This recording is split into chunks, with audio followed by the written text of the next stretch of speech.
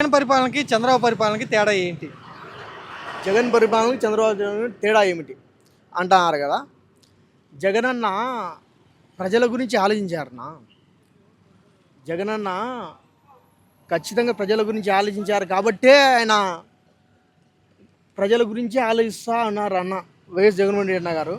ఆయన పరిపాలనలో ఏం మంచి జరగలేదు, అంతా విధ్వంసం జరిగింది, మేము వచ్చాక మంచి చేస్తామని చంద్రబాబు గారు అంటున్నారు కదా.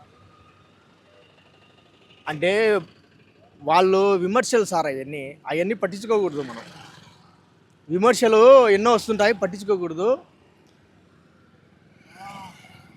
ఆయన వైఎస్ఆర్ రాజశేఖర ఏం రెడ్డి చేశాడు మంచి అంటే ఏమంటారు? జగన్ ఏం చేశాడు? జగనన్న మంచిగా ఏం చేశారంటారు. జగనన్న మంచి చేశారు సార్. పేదలకు చదువురాని విద్యార్థులకు ఎన్నో విద్యా దీవెన, వసతి దీవెన, అమ్మఒడి, రైతు భరోసా, వసతి దీవెన, చాలా పథకాలు, సంక్షేమ పథకాలు అందజేశారు.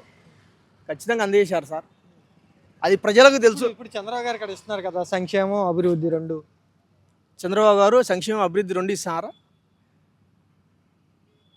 సార్. ఆయన ఇవ్వచ్చు సార్, గవర్నమెంట్ మారింది కాబట్టి ఇవ్వచ్చు, దానికి మేము కాదనము. పవన్ కళ్యాణ్ గారు జగన్ పని అయిపోయింది, ఆయన రాడు అని అంటున్నారు కదా.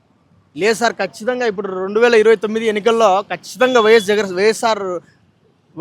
సార్ జగన్మోహన్ రెడ్డి సార్ గారు ఖచ్చితంగా ముఖ్యమంత్రి అవుతారని నేను ధీమా వ్యక్తం చేస్తాను. 100% గ్యారంటీ. అంత వ్యతిరేకత వచ్చిందా చంద్రబాబు మీద? సార్ చంద్రబాబు మీద వ్యతిరేకత వచ్చిందా? వ్యతిరేకత అంటే ఏం లేదు సార్. ఎలక్షన్స్ మొదలవుతాయి, బీఫామ్ ఇస్తారు, మళ్ళీ ఎన్నికల బరిలోకి దిగుతారు.